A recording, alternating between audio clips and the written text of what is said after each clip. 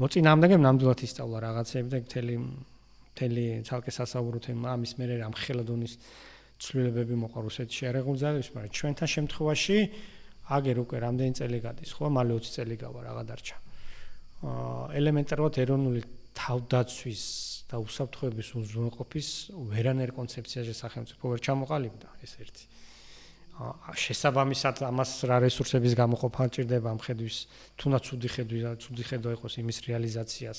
ვერც ვერასოდეს ეს რესურსები ვერ გამოიყო, ფაქტობრივად არ არსებობს დღეს საქართველოში ეროვნული უსაფრთხოების და ეროვნული ძალაუფლების ელემენტები საერთოდ, რომლის განვითარების დინამიკამაც 60 წელიწადში შეიძლება მოგცეს საფუძველი იმის თქმისა, რომ ჩვენ რეალურად რაღაცა ვისწავლეთ და ამ სწავლის შედეგად რაღაცების აღმოფხვრა შევეცადეთ. კი, თავდაცვის ძალების განვითარების თვალსაზრისით მთელი რიგი მიმართულებით განათლებით, იქ რაღაც აღჭური წვნის თვალსაზრისით ჩვენ გვქონდა ძალიან სწორი პროგრესული ნაბიჯები, მაგრამ აღჭურვის მზადყოფნის, სამხედრო პოლიტიკური მართვის, საერთოდ ეროვნული მედეგობის მიღწევის თვალსაზრისით არ წავსვლათ შორს იმისაგან, სადაც ვიყავით 2008 წელს და ეს ფსიქოლოგიური საინფორმაციო თვალსაზრისით კიდევ უფრო მე ვიტყოდი, ალბათ გაცილებით მეტი გამოწვევა გვაქვს დღეს უკვე 2025 წელს, ვიდრე შეიძლება და პრობლემა გვაქვს, ვიდრე ქონდა იმ მაშინ რა.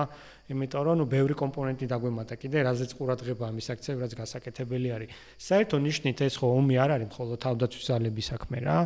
კლასიკურ იმას შემოვიტანე ხა სამხედრო სტრატეგიის და კლაუზევიჩის გაგებას იმ სამების, რაც არის ყველაზე მთავარი ომის ხასიათი, ომის ბუნებისთვის, ეს არის მთავრობის, ხალხისა და არმიის ურთიერთქმედება იმისათვის, რომ წარმატებული იყოს სახელმწიფო ომში, ხო?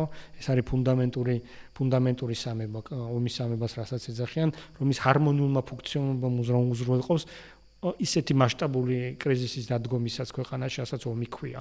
დღემდე 2011 წლის ეროვნული უსაფრთხოების კონცეფციით მოძრაობთ, ასე ვთქვათ, როგორც სახელმწიფო, ესე შესაბამისად ეს კიდევ ერთხელ აჩვენებს ჩვენს დარდიმანდულ დამოკიდებულებას, როგორც არაფერი, როგორც სახელმწიფოს მიმართ, როგორც თავდაცვის ძალების მიმართ, ზოგადად ეროვნული უსაფრთხოების არქიტექტურის მიმართ.